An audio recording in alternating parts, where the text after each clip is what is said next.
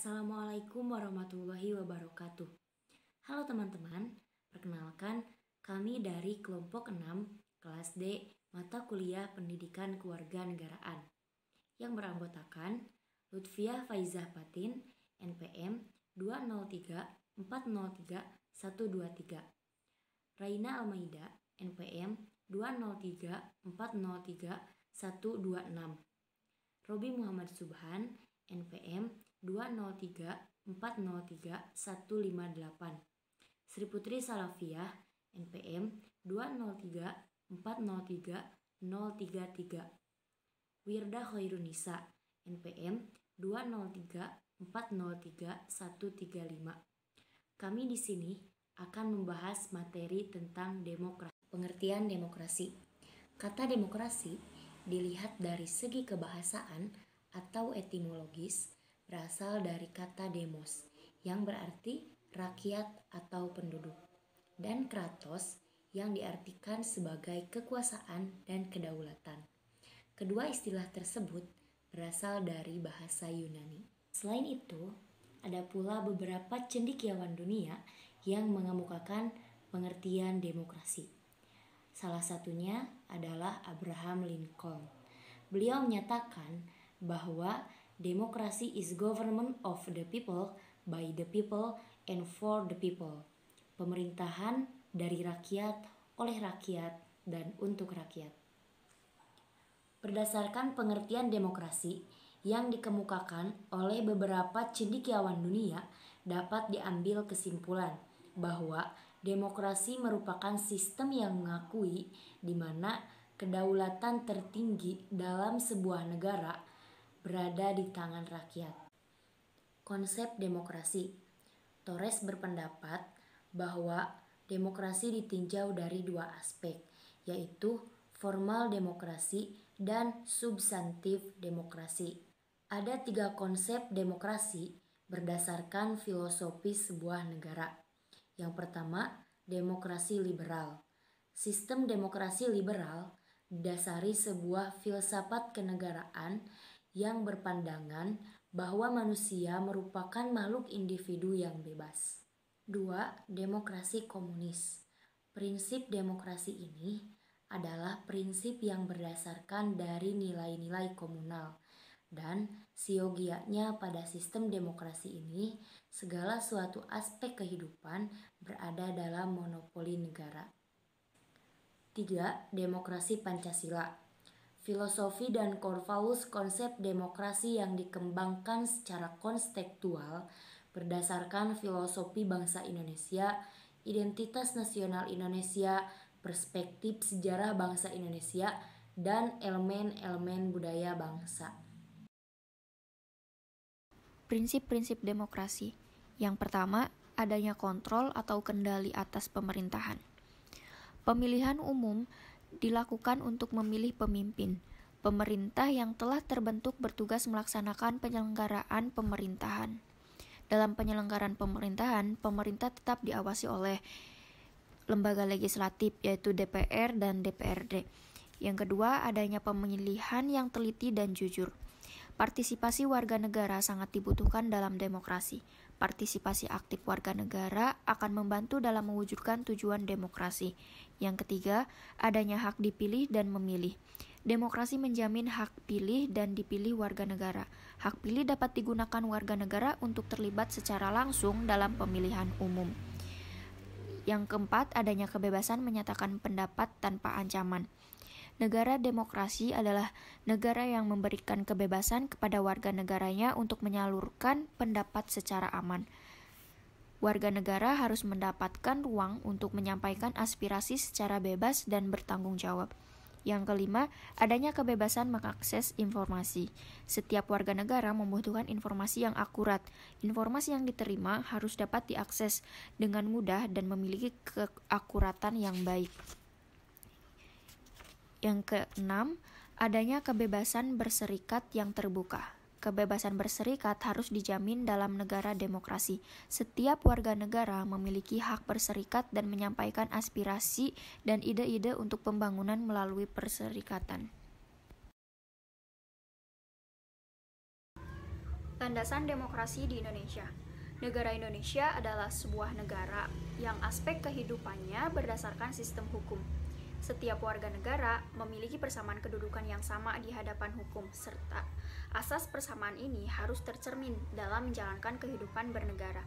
Negara berlandaskan nilai-nilai konstitusional dan tidak bersifat absolutisme. Dengan sistem konstitusional, diharapkan pemerintah menjalankan roda pemerintahannya dibatasi oleh ketentuan yang berlaku dalam konstitusi.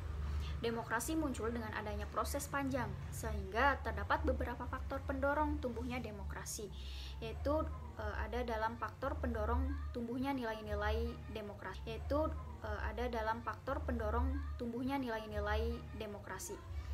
Di antaranya yang pertama, pendidikan kewarganegaraan sebagai komponen untuk membentuk sikap demokratis di kalangan warga negara sebagai basis sumber daya politik.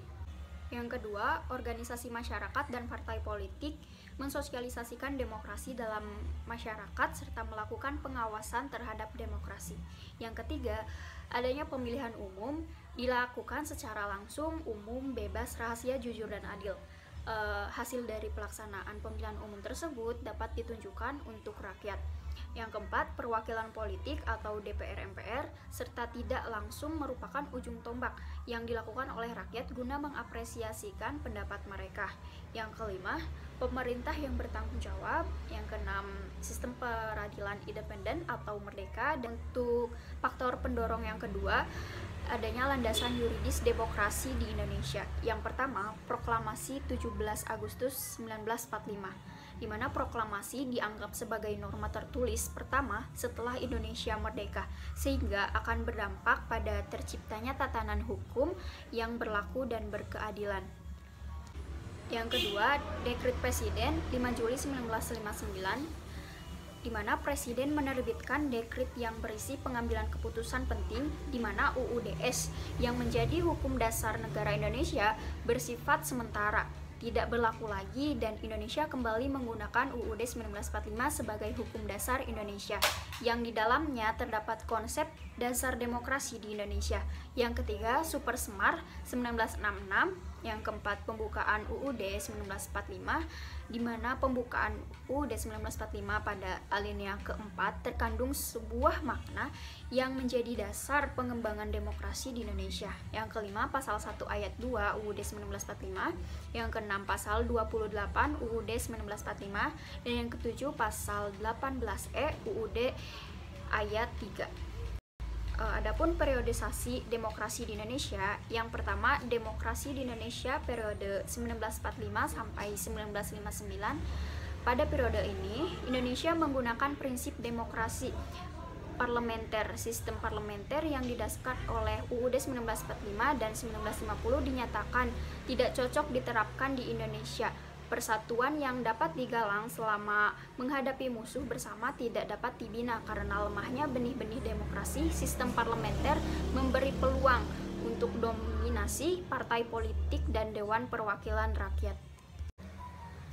Demokrasi di Indonesia periode 1959 sampai 1965. Dekret Presiden 5 Juli 1959 dianggap sebagai salah satu solusi dalam kebuntuan politik dengan membentuk pemerintah yang kuat dan benar.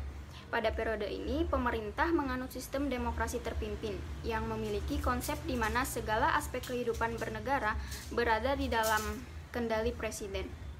Yang ketiga, demokrasi di Indonesia periode 1965 sampai 1998. Periode ini ditandai dengan bergantinya rezim pemerintah dari Orde Lama menjadi Orde Baru. Konsep demokrasi terpimpin kemudian diganti oleh demokrasi Pancasila. Akan tetapi, demokrasi Pancasila yang dikalahkan oleh rezim pemerintahan pada saat itu dianggap sebagai retorika politik semata, sehingga tidak sejalan dengan prinsip-prinsip demokrasi Pancasila. Dan yang terakhir yaitu periode reformasi. Salah satu tuntutan reformasi yaitu pergantian pemimpin tertinggi negara Indonesia dari tampuk kekuasaan. Demokrasi yang berkembang setelah jatuhnya rezim Orde Baru yaitu demokrasi tanpa nama, dengan perkembangan politik yang ada pada akhirnya konsep demokrasi Pancasila yang kembali disuarakan karena rakyat menyadari bahwa prinsip demokrasi Pancasila ini apabila diimplementasikan dengan benar, maka sesuai karakter dan kepribadian bangsa Indonesia pada saat ini, walaupun demokrasi Indonesia tanpa nama, tetapi dalam pelaksanaannya sistem demokrasi yang dibangun oleh nilai-nilai Pancasila dan asas kekeluargaan serta gotong royong. Demokrasi Pancasila itu adalah sebuah sistem demokrasi yang didasari atas kebersamaan dalam perbedaan. Nah, demokrasi ini hanya terdapat atau hanya dianut oleh negara Indonesia saja. Nilai-nilai yang terkandung dalam demokrasi Pancasila berasal dari kehidupan sosial budaya masyarakat Indonesia. Sedangkan secara kontekstual, demokrasi Pancasila merupakan demokrasi yang berdasarkan kerakyatan yang dipimpin oleh hikmat kebijaksanaan yang dijiwai oleh ketuhanan yang Maha Esa, kemanusiaan yang adil dan beradab, persatuan Indonesia, dan keadilan sosial bagi seluruh rakyat Indonesia. Masuk ke dalam konsep demokrasi Pancasila. Nah, menurut Holisin pada tahun 2012 mengungkapkan bahwa demokrasi muncul karena dorongan dari kemajemukan bangsa Indonesia. Kemajemukan yang mewarnai bangsa Indonesia yang pertama adalah persamaan bagi seluruh rakyat Indonesia. Setiap warga negara memiliki persamaan derajat sebagai manusia yang seutuhnya dan bangsa Indonesia yang seluruhnya. Nah, oleh karena itu, konsep demokrasi Pancasila itu tidak hanya mencakup demokrasi dalam bidang politik saja, akan tetapi demokrasi dalam bidang hukum, sosial budaya, dan ekonomi. Dari persamaan ini akan memperkuat konsep demokrasi Pancasila yang melindungi hak-hak warga negara secara seimbang. Kemajemukan yang kedua adalah keseimbangan antara hak dan kewajiban. Setiap warga negara memiliki hak dan kewajiban yang seimbang sesuai dengan sila kedua Pancasila yang menjunjung tinggi perlindungan harkat dan martabat. Dengan diberikannya kesamaan hak dan kewajiban secara langsung, memposisikan bahwa semua manusia memiliki kesejajaran dalam hidup. Kemajemukan yang ketiga adalah pelaksanaan kebebasan yang bertanggung jawab secara moral kepada Tuhan Yang Maha Esa, diri sendiri, dan orang lain. Nah, setiap warga negara itu bebas melakukan apapun, tetapi kebebasan tersebut harus mampu dipertanggungjawabkan secara moral kepada Tuhan Yang Maha Esa, diri sendiri, dan orang lain. Ini adalah salah satu ciri khas demokrasi Pancasila, bahwa semua kegiatan yang dilakukan tidak terlepas dari adanya tanggung jawab yang diemban. Kemudian kemajemukan yang keempat adalah mewujudkan rasa keadilan sosial. Rasa keadilan sosial ini sesuai dengan nilai Pancasila yang kelima. Setiap warga negara memiliki rasa keadilan yang harus dijunjung tinggi. Keadilan ini bukan hal yang harus diperjuangkan karena pada hakikatnya setiap warga negara harus sudah memiliki keadilan sosial. Dan pemerintahlah yang memiliki kewajiban untuk memenuhi dan melindungi keadilan itu dari berbagai upaya diskriminasi yang mungkin diterima warga negara dalam upaya memenuhi keadilan sosial. Kemudian kemajemukan yang kelima adalah pengambilan keputusan dengan musyawarah yang sesuai dengan sila kelima dari Pancasila. Landasan gotong royong yang menjadi ciri khas bangsa Indonesia merupakan dasar bagi upaya pengambilan keputusan dengan musyawarah. Musyawarah yang dilakukan bukan hanya mengakomodasi kepentingan kaum mayoritas saja, tapi mengakomodasi pula kepentingan kaum minoritas. Kemudian kemajemukan yang keenam adalah mengutamakan persatuan nasional dan kekeluargaan yang sesuai dengan sila ketiga dari Pancasila. Nah, persatuan ini itu harus senantiasa dijaga dan diupayakan untuk tetap ada dalam rangka memperkukuh Negara Kesatuan Republik Indonesia, dan sikap kekeluargaan dijadikan sebagai basis untuk memperkuat semangat persatuan dan kesatuan bangsa. Menurut Holisin pada tahun 2013, ia mengemukakan bahwa nilai-nilai demokrasi Pancasila ada 11. Yang pertama religius, tidak sekuler apalagi ateis. Yang kedua memiliki toleransi. Yang ketiga adil dalam arti tidak diskriminatif atau humanistis. Yang keempat anti-imperialisme dan kolonialisme. Yang kelima memiliki komitmen untuk mewujudkan kemakmuran bersama. Yang keenam memiliki solidaritas dan kesetiakawanan tinggi bagi sesama anak bangsa. Yang ketujuh menghargai pluralitas. Yang kedelapan menyerasikan antara kepentingan pribadi dengan kepentingan umum. Yang kesembilan menolak liberalisme, kapitalisme, dan neoliberalisme. Yang kesepuluh mengedepankan musyawarah untuk mufakat. Yang kesebelas komitmen terhadap konstitusi. Yang ketiga, nilai-nilai demokrasi rakyat. Secara khusus, prinsip demokrasi merupakan kebalikan dari sistem otoritarianisme. Menurut Holisin, tahun 2012, Nilai demokrasi tersebut melahirkan suatu bentuk budaya politik yang disebut budaya demokrasi. Nilai-nilai yang terkandung dalam budaya demokrasi sebagaimana yang disampaikan Holisin sebagai berikut. Yang pertama, egalitarian yang dibandingkan dengan feodal. Yang kedua, pluralisme yang dibandingkan dengan homogen. Yang ketiga, terbuka yang dibandingkan dengan tertutup. Yang keempat, dialogis yang dibandingkan dengan dogmatis. Yang kelima, persuasif yang dibandingkan dengan represif. Yang keenam, distribusi kekuasaan yang dibandingkan dengan akumulasi kekuasaan. Yang ketujuh, sensor kuratif yang dibandingkan dengan sensor preventif.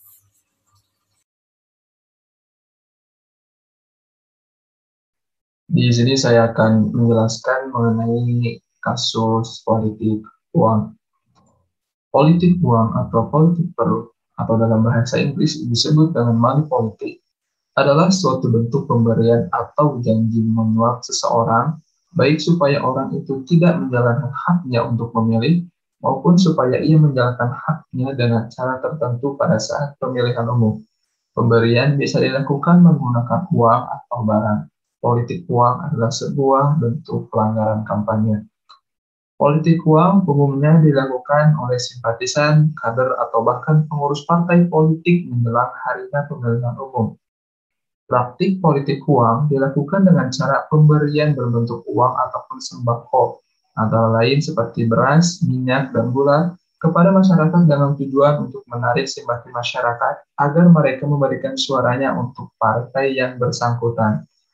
Politik uang dalam prakteknya lebih menyasar ke masyarakat ekonomi rendah, karena politik uang mampu melihat langsung pada apa yang menjadi prioritas sekaligus permasalahan yang sering dihadapi oleh masyarakat miskin. Untuk itu, politik uang dilakukan dengan cara membagikan uang ataupun sembako. Meskipun dalam beberapa tahun terakhir, jumlah penduduk miskin mengalami penurunan, hal ini tidak dapat menekan laju politik uang. Di sini ada beberapa contoh kasus politik uang beserta hukum pidananya.